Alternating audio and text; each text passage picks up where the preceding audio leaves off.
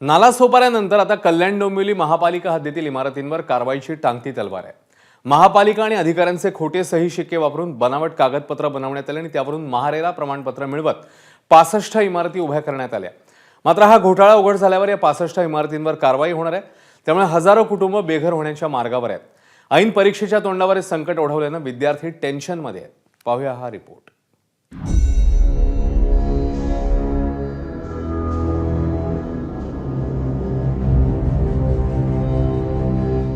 या मुलांच्या डोक्यावर एकीकडे परीक्षेचं टेन्शन तर दुसरीकडे घर तुटण्याची भीती।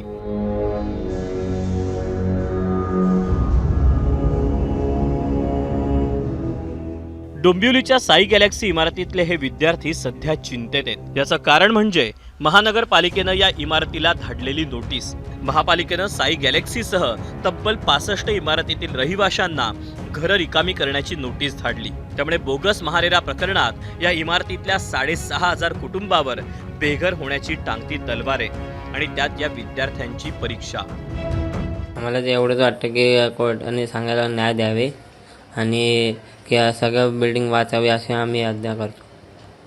आणि चांगला माझा पेपर पण जात नाही, आई बाबा रडत आहेत आणि सांगत होते की टेन्शन नको की होईल नीट सगळं। आता अभ्यासकडे पण लक्ष जात नाही, तेच कळतं आहे की रूम तुटणारे सगळे बिल्डिंग आणि सगळे रडायला लागलेत आणि मग आई बाबा पण जेवत नाही आहेत। घर तोडताना दिसतं आहे, नीट झोप लागत नाही आहे, अभ्यास माझा नीट होत नाही आहे, पेपरचं टेन्शन येतं आहे। एकीकडे या 65 इमारती रडारवर आहेत तर दुसरीकडे डोंबिवलीत या कारवाईवरून दोन्ही शिवसेनेतल्या पदाधिकाऱ्यांमध्ये आरोप प्रत्यारोप करण्यात येत आहेत। या 65 बिल्डिंगमध्ये माझा कसलाच सहभाग नाही आहे। ह्याचे मी FIR जी झाली त्याची पण कॉपी दिलेली आहे। त्या FIRमध्ये माझं कुठल्या प्रकारचं नाव नाही आहे, कारण की तेव्हा मी नव्हतोच ना साहेब। आम्ही मुळात त्यावेळी होतोच जेलला।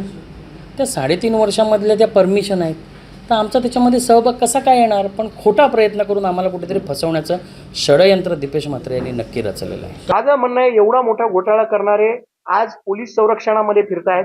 मी तुम्हाला त्या FIR ची कॉपी देतो, तुम्ही त्या कॉपीमध्ये बघा की हे आरोपी कोण आहेत, या आरोपींवर कोणाचं वर्द असताय। आणि माझी तर पोलीस आयुक्तांना देखील विनंती राहील की हे जे पोलीस संरक्षणामध्ये फिरणारे जे आरोपी आहेत यांच्यावर तात्काळ यांना अटक झाली पाहिजे या केसमध्ये आणि यांना जेलमध्ये टाकलं पाहिजे।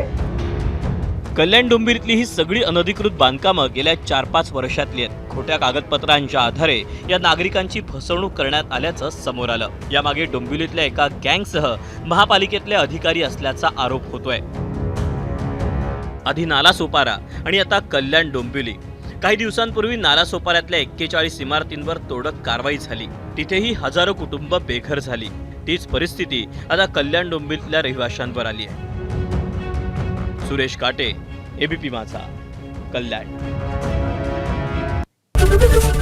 ABP माझा, उघडा डोळे बघा नीट।